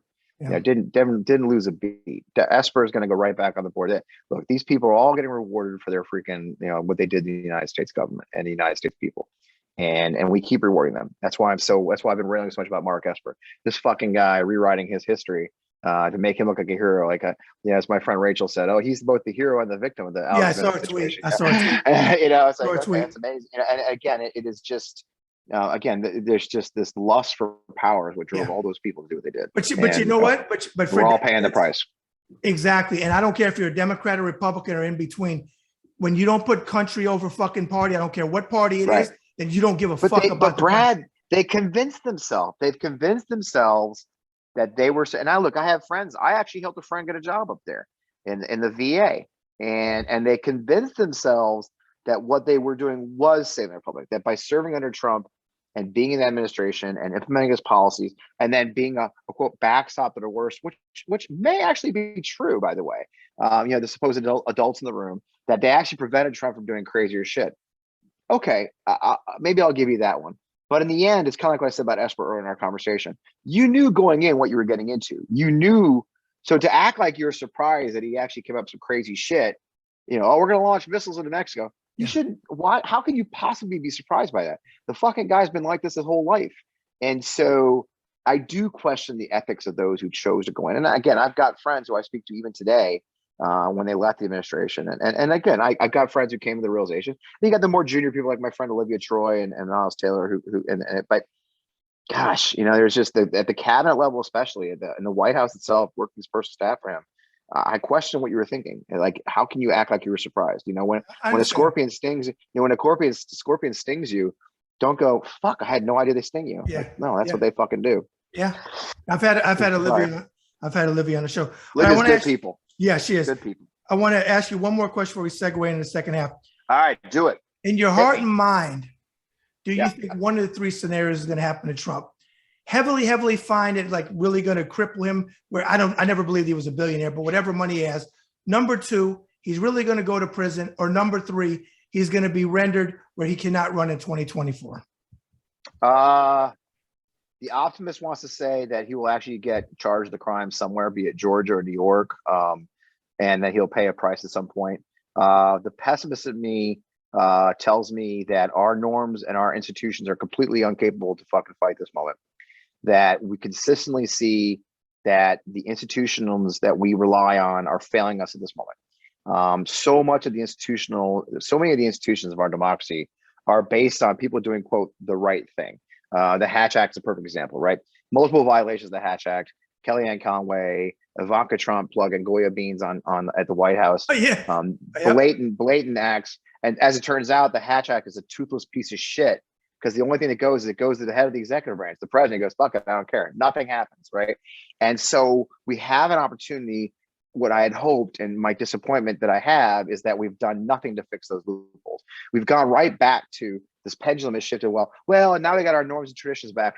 Don't worry, there won't be another Trump. What the fuck? We may get Trump himself again, no matter, not another Trump. I mean, or DeSantis who's just worse than Trump.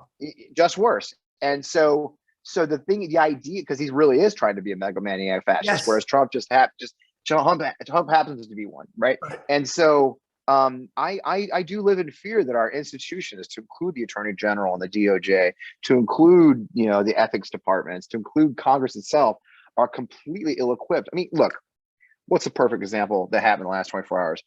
Senate was able to pass in like 3 fucking hours a law or a bill that gives more security to Supreme Court justices, because there was peaceful fucking protests outside their house. They did that in 4 hours with bipartisan support. Yeah. The fuck, are you kidding me? Yeah. We had people getting murdered at abortion clinics in America. Yeah. Not even abortion clinics, just women's clinics. They're not, because they don't even do abortions. And so again, but norms and traditions, it's so inappropriate. It's like, are you fucking kidding me? We're trying to save our democracy. It's like that for Atticus, getting shot by the British in Boston. And as he falls, he goes, well, at least we're not breaking any norms and traditions. I mean, it's like, the fuck, we're dying for our people are dying. Literally, they died on Capitol Hill that day. Yes. And people, good people, I'm sure, who maybe in their fucking 80s, don't seem to get it. No. And are not acting in the moment. My daughter, who's 24, is or 25 years old, is freaking the fuck out right now about Roe v. Wade.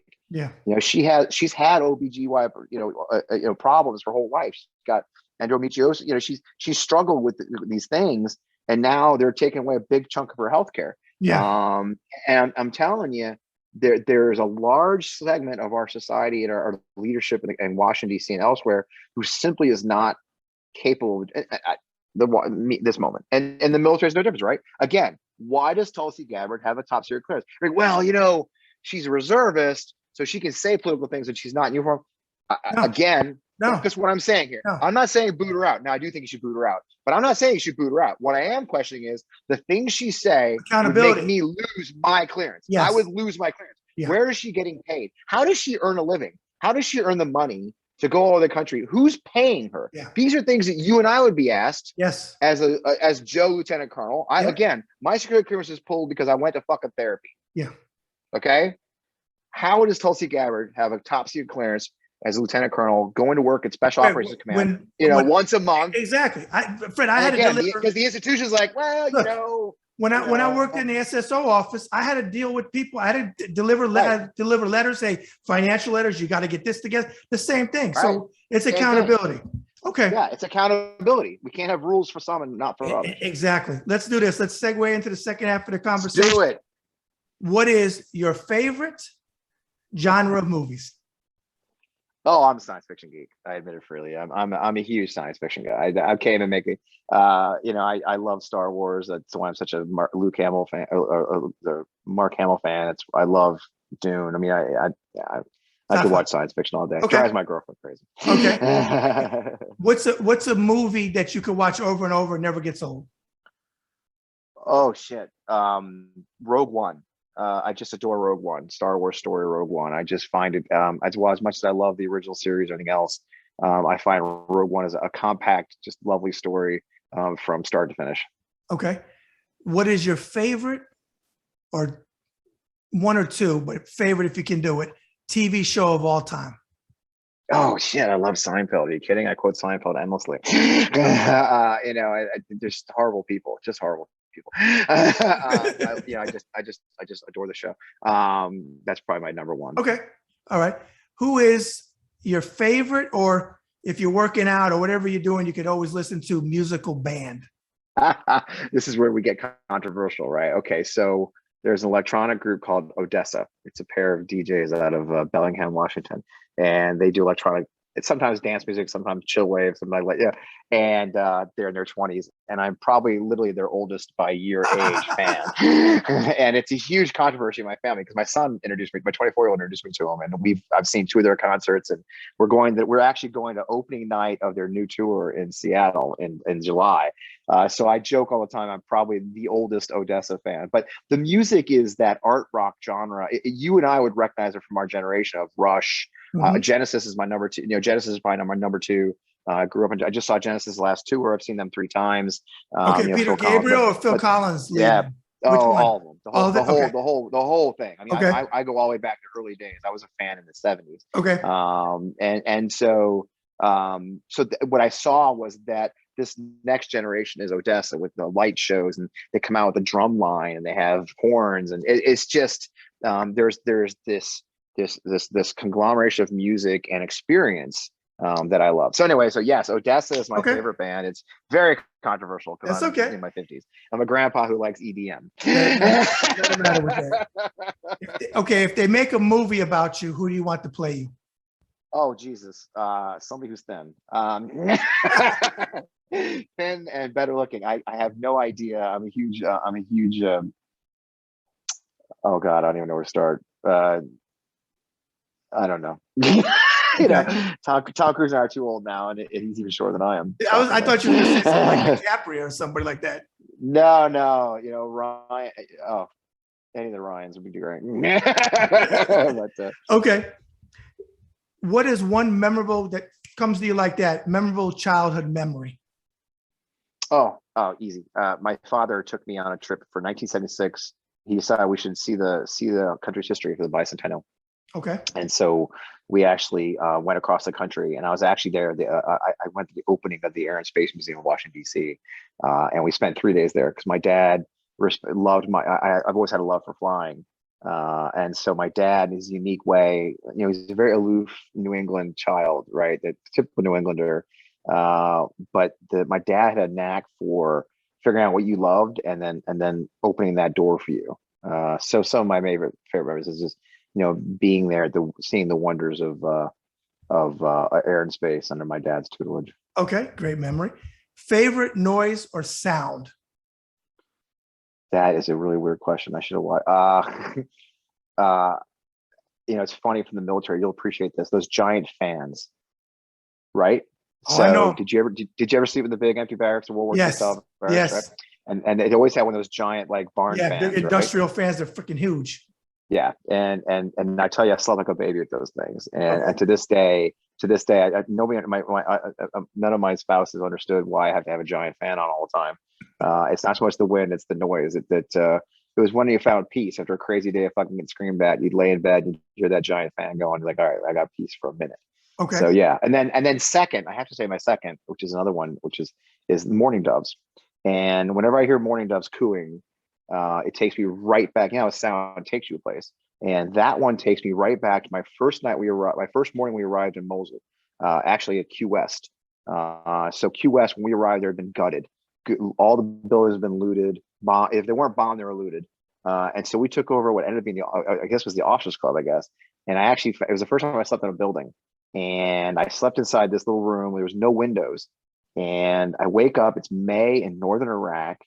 It's green. There was a eucalyptus tree outside my building. And people don't realize that Nineveh province is beautiful. It's the breadbasket of Iraq.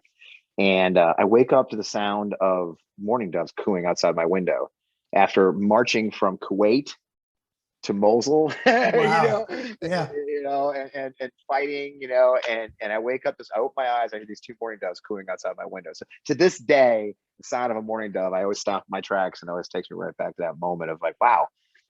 There's peace. There's a moment of peace, and then I went back to work. Okay, flip it. Least favorite noise or sound? Any rattling. That's the helicopter pilot in me. Yeah, and the thing is, when you're flying a helicopter, when you hear a rattle, it's bad. Nothing good comes out of a rattle on a helicopter. So helicopter pilots are notorious for when they hear a rattle, they freak the fuck out. And so it's kind of funny. I'll be in a car and I'm like, okay, there's a rattle. I can't. And it makes me fucking insane. If I hear any kind of rattling or jingling, it's like, okay, something bad's about to happen. Okay. Fred, if you could meet one person from any time in history, dead or alive, any walk of life, who would you like to meet? And what would be either your first question or something you'd like to talk to them about? Oh, wow. That's a tough one. That is a hard one. And because there are so many that I've studied over the years. I've always been a Teddy Roosevelt fan, with his many flaws and being a man of his time and the terrible. Teddy Roosevelt always felt like, so I see so much of, somebody who served and understood honor and didn't have to serve but served anyway. Found himself in very difficult times and always did bold things and didn't necessarily give a shit what anybody thought. So I've always found Teddy Roosevelt as a unique man in history. That would probably be a lot of fun to follow around. I've been very blessed. I've worked for some really remarkable leaders, and Petraeus and Dempsey, and I've sat in meetings with famous people. But that's a tough one though. There's so many wonderful people I'd love to see. Okay, I got a couple more questions, but I want to go read a little bit. All right. I want to ask you this. You kind of alluded to it, and if it gets too emotional, please say, "Hey, Brad, I don't really want to go there," and I have no problem with that. Sure. But in my research for you mentioned earlier, I was actually saving it towards the end because sometimes I find something if a person gets emotional.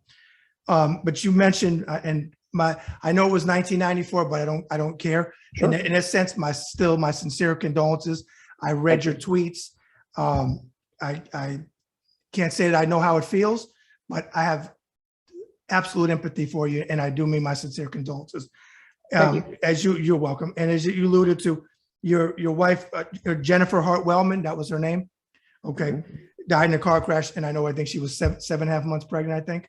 Yeah, okay. Sure it was. Mm-hmm. Okay.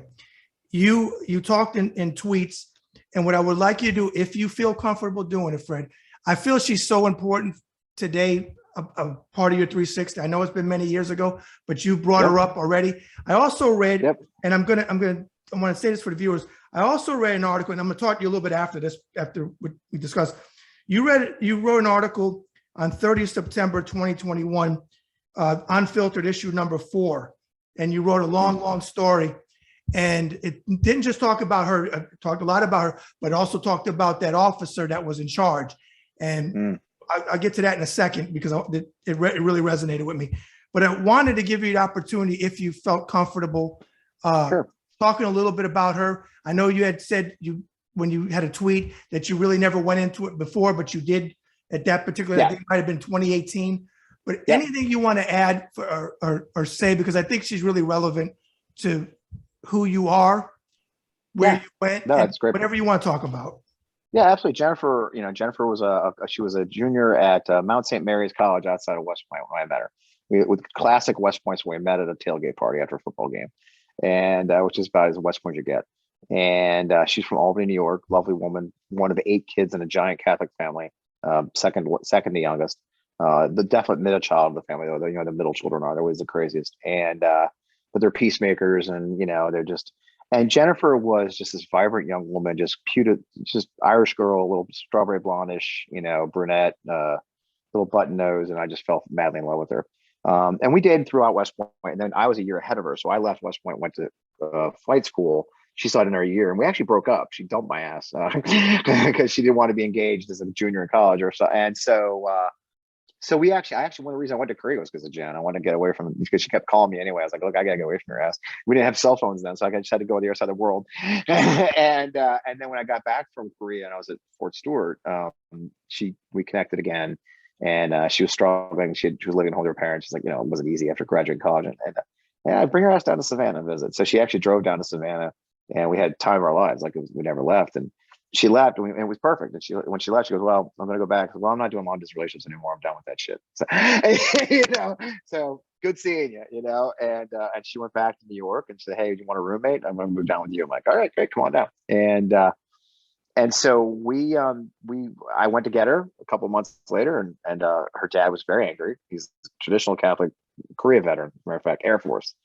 And I remember he took me out back behind they had a business, and took me out in the yard, the motor pool, to chew my ass about having the cake and eating it too, and the cow and the milk, all that, And I said, "Well, Jim, it's okay because I want to ask you to marry her again." Goes, "Oh, great, okay, let's get lunch," And so we got engaged, and then Desert Shield hit, and we were, and back in the day, if you remember when we were kids, the Army didn't recognize fiancés or girlfriends. You had to be either married be or married. not. And so we said, "The fuck!" I said, "Look, let's get married." We went down to the courthouse, got married in a hurry. Actually made the news. It's kind of funny.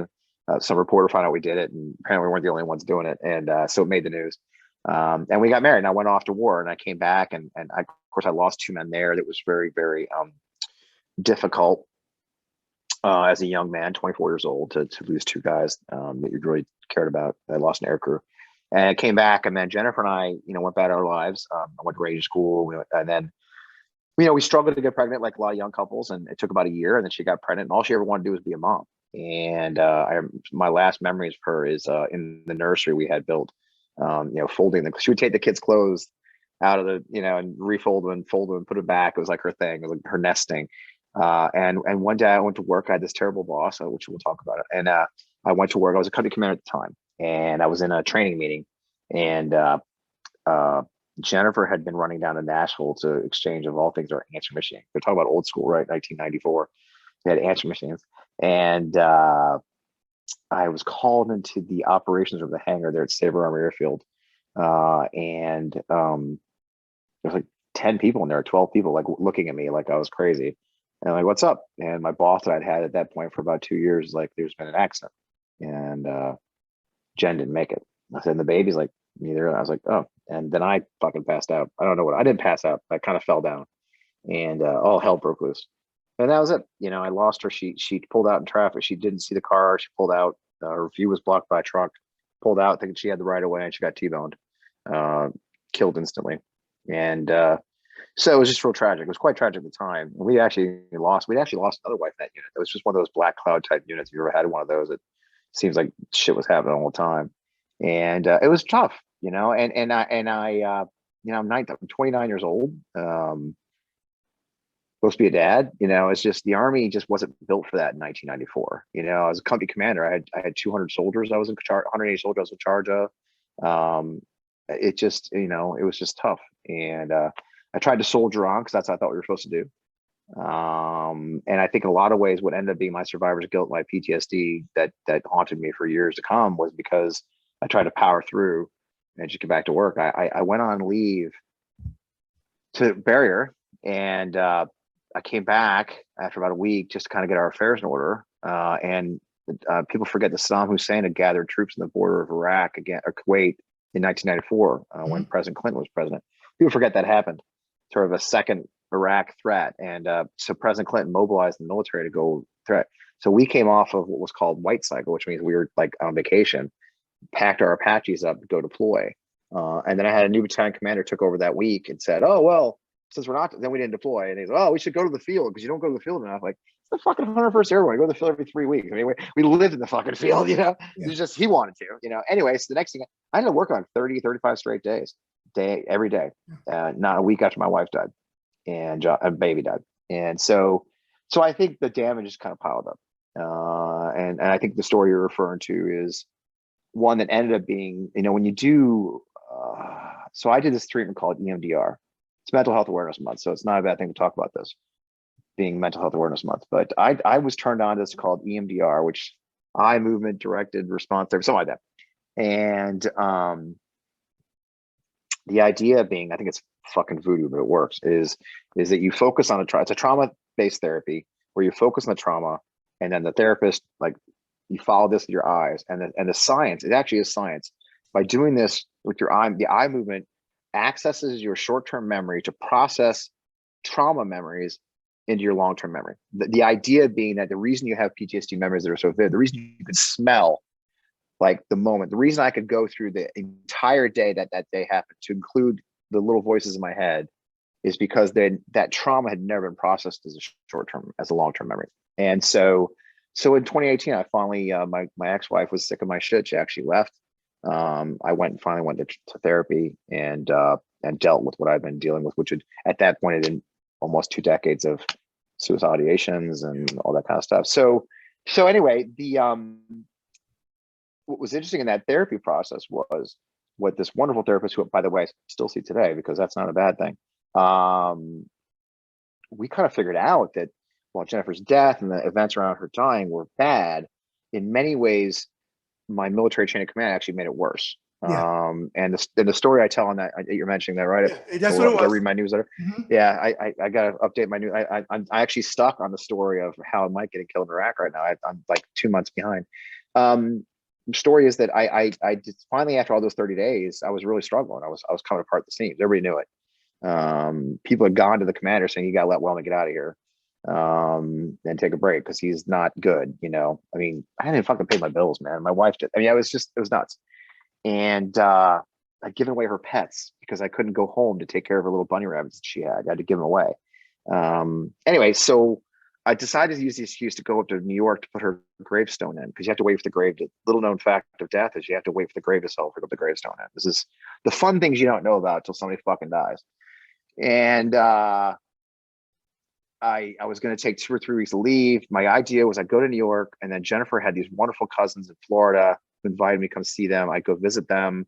The old time 1990s idea, I'd get a fucking rag top and drive the keys, right? I just, he killed that. He goes, "No, I can give you time to go take care of your grave, but you need to get your ass back here." So I got things in order. I go into his office to leave, and the lieutenant colonel, sitting there at his desk, and he says, "I say, sir, we're all set. I'm taking off. XO's in charge, and I'll never forget." He sits back in his chair. He goes, "Okay, good, Fred. I tell you what, you go ahead and take your leave and get your head together. And when you come back, we're going to figure out how to run your company." I saw that. I was waiting to see if you were talking about that part. Yeah. I sit there, and that memory of my boss saying that I was crazy. Yeah. Because my fucking wife and child got killed in a car accident. Yeah. 1 month. This is 1 month. Imagine saying that to one of your soldiers, your sailors, a month after they buried their wife and child, and implying that they're fucking crazy because they're having a hard time dealing with it at 29 years old. It's a fucking kid. That's younger than 2 of my kids. Yeah. And I use that. I tell the story very publicly, especially in the last 4 years, because I really want people to understand that you can impact your soldiers with your leadership in ways that are far-reaching and very, very fucking damaging. Yes. Anyway, that's it. And I see that, and frankly, today, to this day, I see military leaders do the same kind of shit all the time. Yeah, I know. You see some of these comments like, what are you fucking thinking, dude? Do you understand who you're dealing with? Humans. We're in a human business. We're in a business where people get killed. Have some fucking empathy, and that guy ended up going on to be in 06 and getting a brigade command, but luckily he never made general. But it's a tough story. It shaped a lot of my adult life. I did struggle. I did dumb things. I self-medicated in terrible ways. I had a successful military career and somewhat of a successful business career. It undermined my business career, but I never regret for 1 minute going to get help. One of the greatest things my ex-wife did for me was to push me into getting true mental health help, and it worked. I am living proof that you can find yourself on the other side of these things and not be dead. And I lost a lot of friends to suicide. I have clients that I used to work with who lost kids to suicide. Is a very, very evil thing that's out there stalking our service members and our veterans. Yeah. And I'm fortunate that I was able to find help that kept me out of that statistics. Yeah. And I'm glad, and I appreciate you sharing that story. Thank you. You're quite welcome. It resonated with me, not just because I know how much you loved her. I'm a writer, so I know I can read in between the words. I gathered it, and as I read your tweets, and it also hit home for me because I did not have a tragedy like that. But when I first got stationed in Sigonella, Sicily, right before the war, I went there after I changed fields and went into Intel and became a CT. May of '90, I went to Sigonella, Sicily, and we lived in TLA up in Modest, Anastasia, which was temporary lodging assignment for 30 days. The second day we got there, my son got hit by a car, and he was like 13, 14 months old at the time. And I had a lieutenant in the Navy who was prior enlisted who couldn't give a flying fuck. All he was, you need to come to work. I said, no, I'm not coming to work. I'm going to take care of my son first. And I had a chief that was kind of E7 in the Navy, call him a chief, who was kind of wishy-washy, but he had a little bit of set of balls, depending what day of the week it was that he pushed back. But I dealt with, not to the tragedy you did, I don't want to minimize, but the same type of thing. So when you talk about leadership, you know, I was like, that story resonated with me, that part of the article. And I'm going to put that article, a link to it, in the information on this video. Okay. I appreciate it. You no problem at all. Two more questions I want to ask you. With everything discussed today, Fred, if you had to sum yourself up as a human being, what would you say? Deeply flawed, but still in the fight. And there's a documentary about the Lincoln Project, which I don't know if I ever see the light of day. But you know, I'm aware that I had some very tough times in my life with loss and tragedy and you know, injury and stuff. And but I don't doubt for 1 second that that shaped who I am. And the mistakes I made and the people I hurt and the recovery I've done to try and fix that and live a better life shaped me. There's it's a tattoo. I saw that on your arm, So I have one tattoo. It says, "I'm not done yet." And that's the genesis of that tattoo, which was that anyone, you know, we cannot be shaped by our failures. We cannot be shaped by our mistakes. We cannot be shaped by even the good things. What you are is a sum of these parts. And the only thing you can do in life, I think, is if you have made mistakes, or like I did, or whatever, is try to live a better life, learn from that mistake, and then seek the help and be a better person. The people I fault in our world are people like Donald Trump, who are deeply flawed, deeply broken, have no interest whatsoever in getting fucking fixed. You know? And so I tell a lot of my peers, like, look, just get help. There's help. You know, it doesn't have to be a black pit. So I'm a very fortunate man. I think I've been given some remarkable opportunities in my life. West Point, Harvard, you know, working for a guy like Petraeus, or sitting in meetings with the vice president, the president of the United States, and briefing these powerful people, you know, the opportunity to fight for our democracy in such a prominent position, having people want to hear what I have to fucking say, which is bizarre to me sometimes. I don't understand why do 245,000 people give a shit what I say? So I think in the end, I think my story will be a guy who saw some shit and made some mistakes, but is still in the fight, trying to be a better person and better the world around him as much as he can. Okay. And you might have answered my last question that I always close out on, is your thing on your arm, is that the saying you live your life by? Yeah, it is. It is truly so the way that I'm not done yet tattoo started was, it was my retirement ceremony. And like typical thing, I was putting it all together. General Petraeus was a 4-star at the time. He was going to be my officer. I had a private ceremony. Petraeus was in town. He was going to do it for me. He had been my boss many times. He was my professor at West Point. And I'm writing my speech at like midnight, because you know we wait the last minute. It only takes a minute. and I fucking read this speech that I written, and it's like a damn eulogy, right? I'm like, I'm 44 years old. I'm not dead, you know. And I hit delete, hit backspace, and delete the whole thing. I rewrote the whole thing with the theme being, which is why the tattoo, if you can see it, is kind of like a type font. Like a type font. And it reads it because that's how I see it in my head. And I wrote, "I'm not done yet." And this is just this chapter closing. And while it's a great chapter, and while I'm proud of the service I did, I'm proud that I made Lieutenant Colonel, I'm proud that I have a Ranger tab, I'm proud that I have a boatload of medals, whatever, you know, 4 times in combat, all those wonderful things. In the end, this is a chapter closing and another one's beginning. And in every part of my life, I try to look at that way. It's like, well, this was great, but I'm not done yet. People say, "Fred, why don't you write a book?" Like, well, I'm not done yet.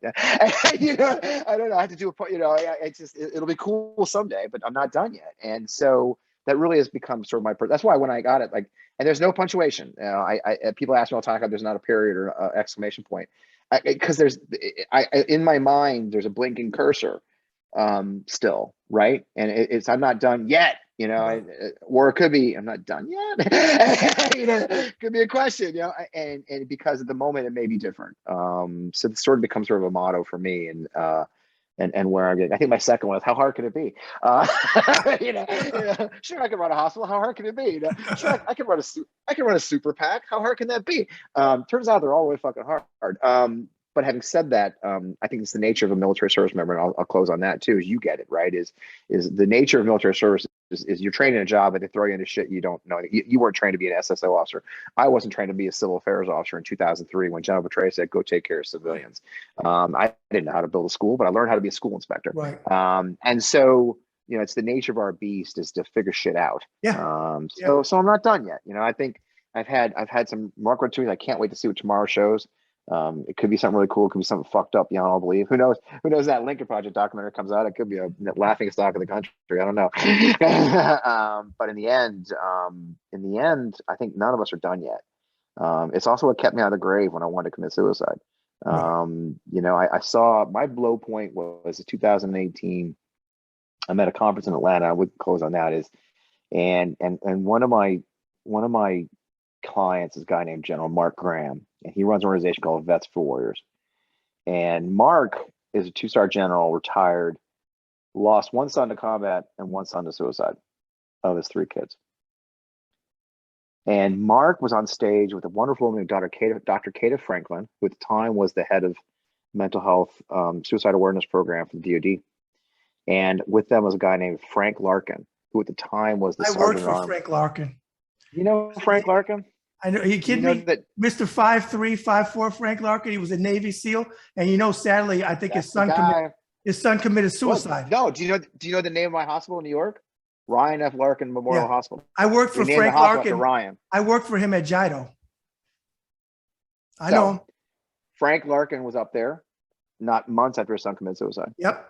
And I'm sitting in the audience, and these 2 men, these 2 strong, Frank Larkin, right? Yeah.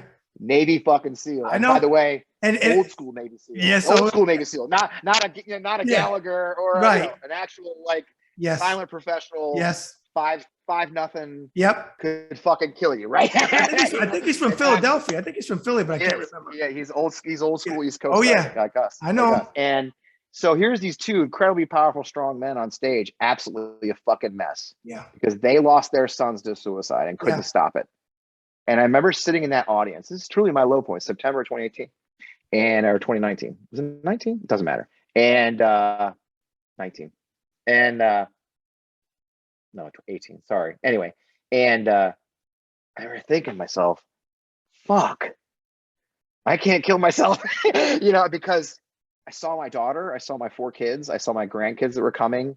And I was like, fuck. Yeah. I can't. I'll destroy these people. And I went home and I told my now ex-wife, and she dragged me to my therapist, and he said, time to do therapy, time to do EMDR. And we started our EMDR after that to really address the real nut case of what I was dealing with. And I'm living proof it works. So these very powerful men. So yeah, Mark Graham, I'm wondering if anyone needs help, Vets for Warriors is available to everybody who ever served and still serves, and their family members. 24-hour call sign. You can call them. It's peer support. It's other veterans right there you can talk to. And then of course Frank Larkin still serving his country in different ways. And I met him again. The ironic part of that is Frank Larkin came to visit us at Larkin Hospital, and he didn't know I was in that audience. I pulled him aside and told him that story. I said, you probably saved my life. Yeah. And in fact, when he came and took over, broke down in tears. He's like, oh, it means so much to me. He goes, to know you changed one life at least. Yep. I said, well, I can tell you, Frank, you changed my life, because I was at the bottom. I was the end of my rope at that point. Yeah. People who knew me, people who know me now have no idea how close I was at the end of the rope. We were down to threads at that point. Well, I'm glad that you didn't hit the end of your rope. Let's do this. We're going to close out. And it's funny, Frank Larkin, I can't believe that. I helped him when he came and worked for JIDO, and he took over as the head of JIDO in Virginia. I had all kinds of stuff. It was in my building. Yeah, you were in the building? Yeah, the Jefferson building. They were upstairs. Yeah. In fact, Roger Staubach came with the head of AOL at the time visiting. This is back in 2007. Okay, so what I want you to do is, I was there for the viewers, give us your and we didn't talk about it, but give a plug for your show and your social media platforms where they can find you. Yeah, we're launching this week. I'm hopefully it's half as good as this was. So I'm launching On Democracy with FP Wellman. We'll be on a platform called Call-In. A new app they've been recruiting some really influential people, from people crazy like Glenn Rewald to not so crazy like me, to launch our own podcast, an all-one podcasting platform. So we'll talk on it's got a live show attribute. People can call in on the app, and then we will publish to Apple and Spotify from there.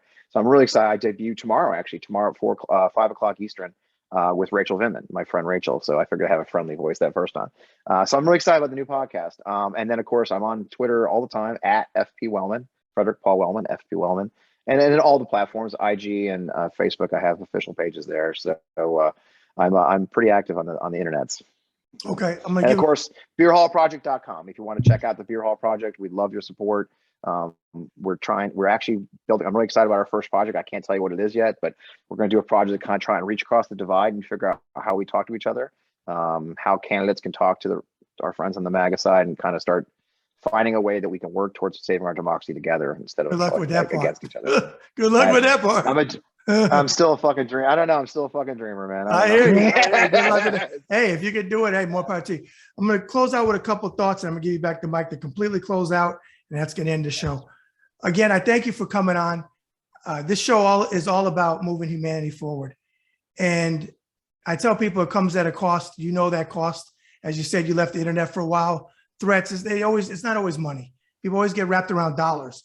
It's not just dollars. It's threats to your family. It's threats to, the lies and the smear and all that type of shit that comes with it, because they got nothing else to come with, so they make it up, especially people on the crazy right. And they say we're the snowflakes. Right. Okay. But you're moving humanity forward. I'm glad that day on that stage, you decided not to take your life, because we need people like you. Thank you for your service as a fellow veteran. Your service is just as important as mine.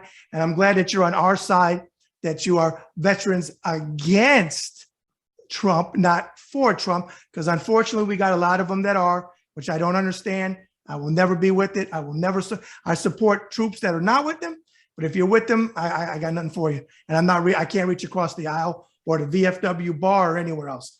With that said, any other things you want to close out on, Fred, today? Go for it. Nah, it's been a lot of fun. I appreciate it. Appreciate the opportunity. I hope people will tune in for the podcast starting tomorrow. And I look forward to talking again, brother. Thanks so much. Keep up the fight. All right. Take care. You too. Hey, folks, that's another episode of the Bad Brad Berkwitt Show on the Ringside Report Web TV channel. Yet another guest, Fred Wellman, who is moving humanity forward.